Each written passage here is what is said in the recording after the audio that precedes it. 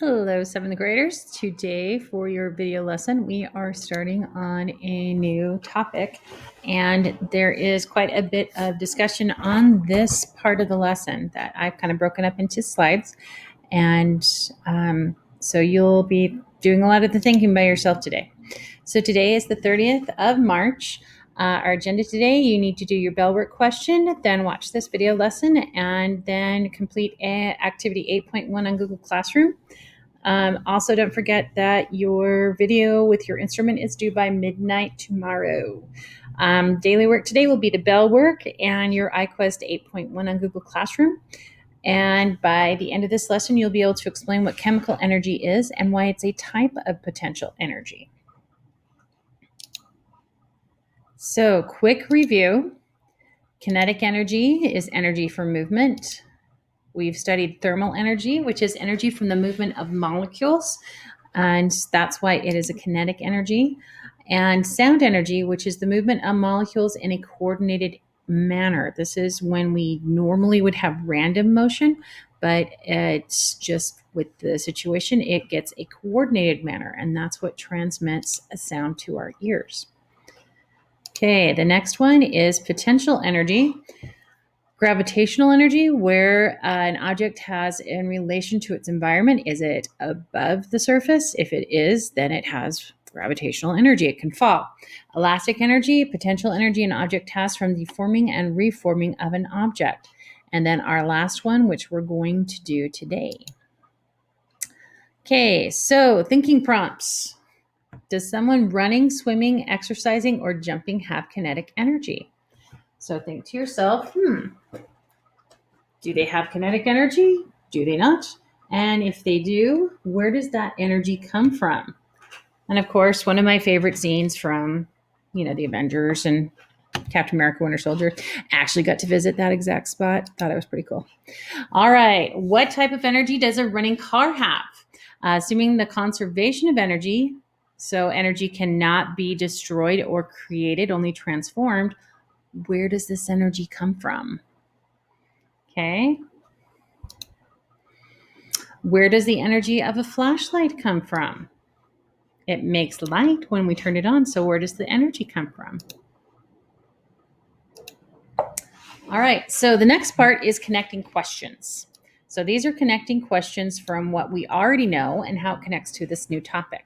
So think of your body as a system. Remember, a system is something that works all together to make something happen. Why is it difficult to exercise when you are very hungry? Anyone ever go through that? You forget to eat breakfast. You have Coach Kapoo for PE first thing. How do you do? Why do sweets and carbohydrates make you feel energetic?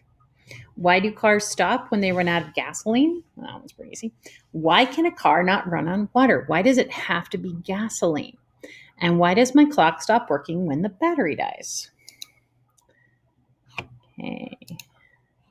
All right, so now your next question to stop and think about: what do food, gasoline, and batteries have in common that lets them help you exercise, operate a car's engine, and make my clock run?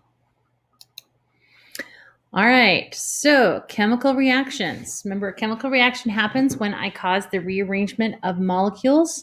I'm making something new. So these guys put together the ingredients for elephant toothpaste and obviously made it.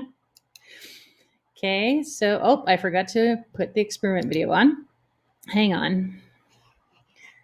So we will go in here. Sorry, you guys get to get the video because I've been working for over 2 hours to try and get this video uploaded to YouTube in the right order, and I'm tired and I don't want to deal with it anymore. And you guys can tell I've been watching Judge Judy. She makes me laugh. All right, so we're just going to put it in this way so I don't have to redo it. All right. My favorite seventh graders, how are you today? Hey. My favorite seventh graders, how are you today? So today we are going to be revisiting an experiment we did in chemistry class. So in this beaker, I have 5 grams of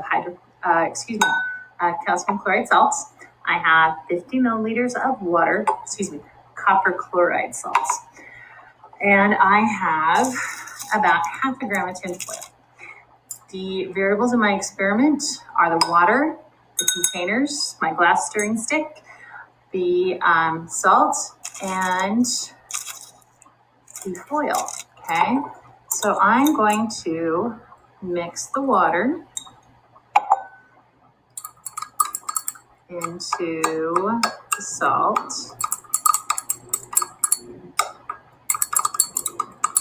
And stir it till it's all dissolved. There's a couple big chunks that I didn't want to dissolve.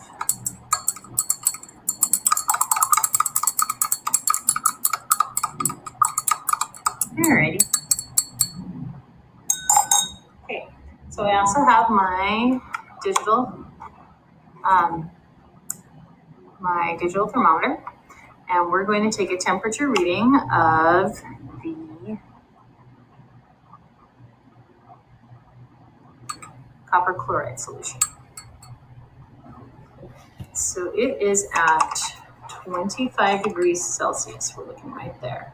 Okay, so now I'm going to take this out, slide this over, and what kind of reaction is going to happen when I drop this in? Okay, so I have two things. I'm putting them together, and I'm going to make something new. All right, so it's floating around in there.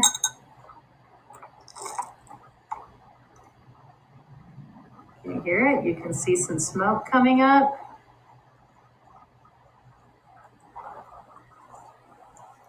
Okay, I'm gonna pick this up. And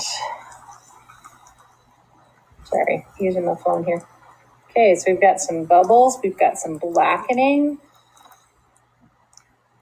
and we've got some sound. Okay, so now we're going to take another temperature reading.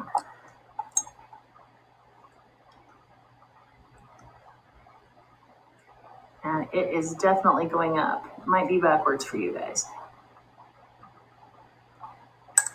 So let's give it a little stir. Okay, my tinfoil is completely chunking up and flying apart. Oh, wow, we jumped up. So we're at 40 degrees Celsius now. Let's see if it keeps going. I'm still getting some water condensation over here. Oh, and I can still see smoke. And it's going up, 44 degrees Celsius. Okay. Now, some of you may be saying, Mrs. Porter, we're not doing chemistry right now. We're doing physical science. We're doing energy. So the big question then, how does this relate to energy?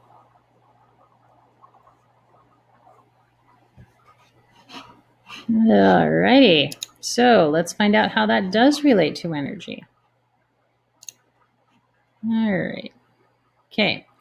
So what happens is when I have energy, when I have a chemical reaction, I am having a change of energy. So we're going to put chemical energy. Energy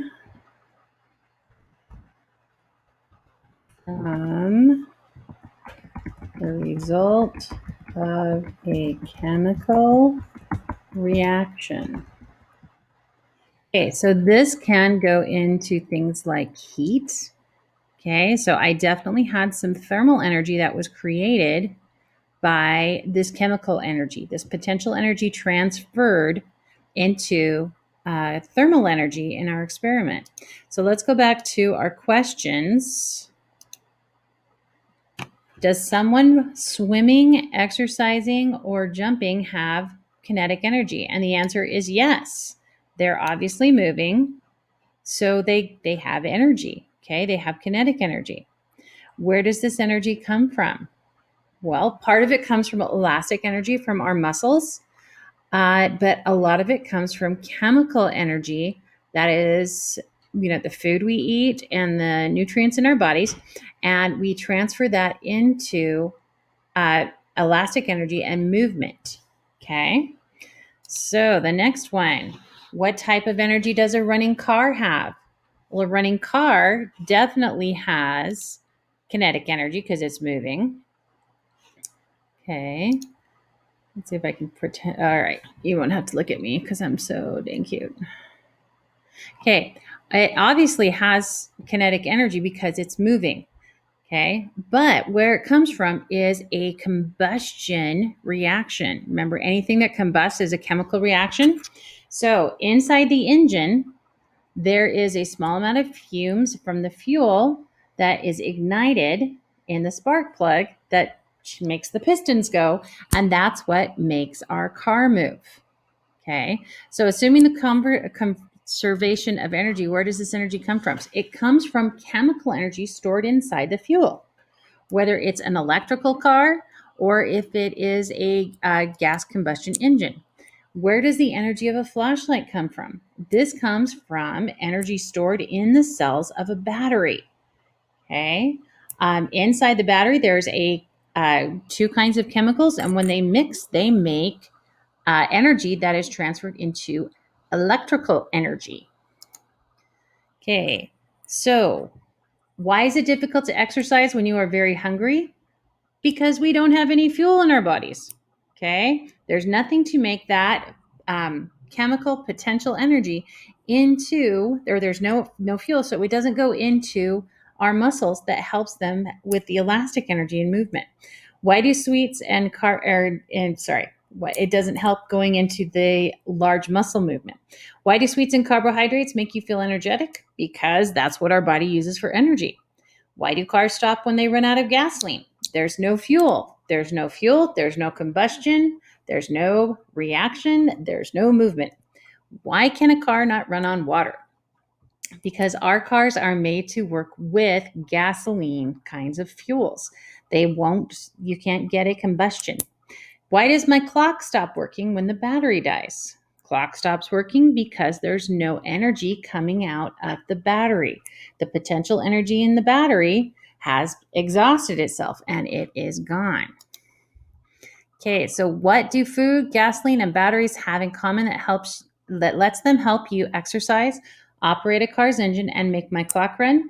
They all have a source of chemical energy. Exercising is our food and our body systems. The car's engine is the fuel, and the clock run is the battery. All righty. So that is actually all we have for today. So you need to do your assignment. Let's go look at it. It's easy. Most of it is multiple choice. Okay. So, understanding check. Did the temperature increase or decrease? This is asking about what happened in the experiment. Did the solution have thermal energy in the beginning? Stop and think. Did it have some thermal energy? Did the thermal energy increase or decrease after the foil was added? And why do you think so? So I want, a couple sentences here. For this answer, think about what you already know from lessons. So what do you think is going on here? If we consider the solution and aluminum foil as a system, which type of energy could be transformed into thermal energy? Pretty easy one there. Do any substances disappear and or new substances appear? Do they disappear? Do they appear? Explain your answer. Okay. Did a chemical reaction occur? Yes or no? And what is your proof? Not too bad. All right, ladies and gentlemen, I will see you guys tomorrow. I'm excited to see your videos that you post. Also, remember that your videos will not be put on for a class share unless you do not mind. Okay, I won't force you to share with the class if you don't want to. All right, and I will talk to you guys later. Bye-bye.